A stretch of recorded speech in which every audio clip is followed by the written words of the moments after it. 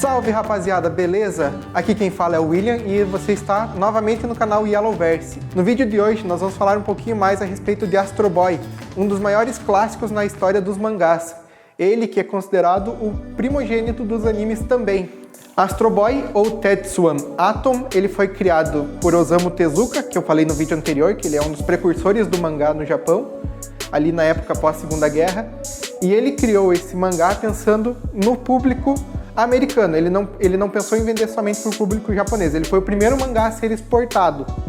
Ele foi lançado entre abril de 1952 e março de 1968, uma das maiores criações do seu mangaka Osamu Tezuka.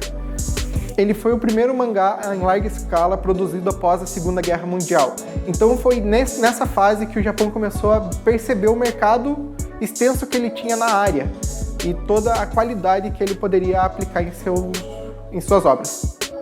Astro Boy, ele é um mangá no estilo shounen e ele fala em um futuro distante onde robôs e humanos vivem em harmonia.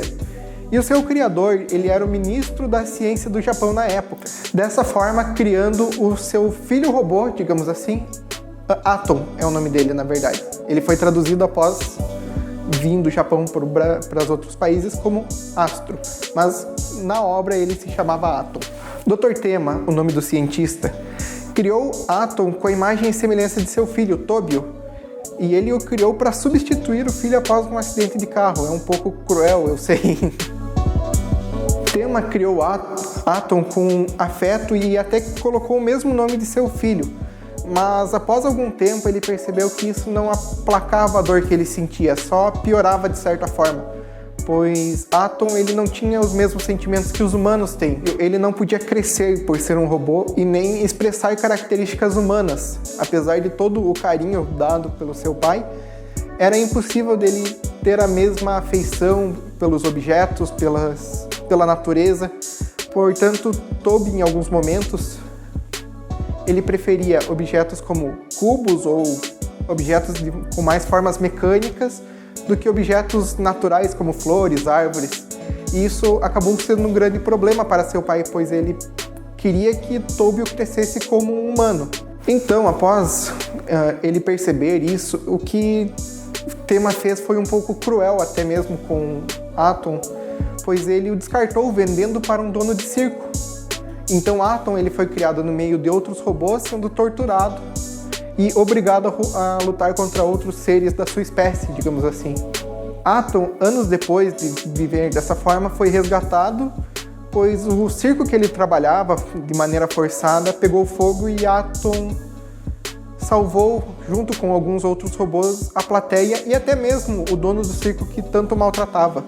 Dessa forma, Atom recebeu a liberdade para viver entre os humanos, e devido aos seus poderes ele sempre ajudou a raça humana, protegendo-a de outros robôs que não gostavam tanto assim dos humanos, e também protegia de invasões alienígenas e outras coisas que eram bem interessantes na obra, só lendo para você ter mais noção.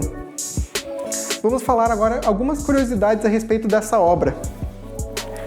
O mangá foi publicado originalmente na revista Shonen Kobunsha, e ele foi publicado entre 1952 e 1963, como dito anteriormente. Ele foi compilado em 23 volumes. Ele foi o primeiro mangá a ser comercializado fora do Japão. Ele foi primeiramente comercializado nas Américas e após distribuído ao redor do mundo. Em 2003, a cidade japonesa de Niiza recebeu esse nome justamente por ser a cidade onde Astro Boy nasceu. Então foi uma homenagem que fizeram ao criador e à obra. Em 2004, Niiza e Atom entraram para o Hall of Fame of Robots.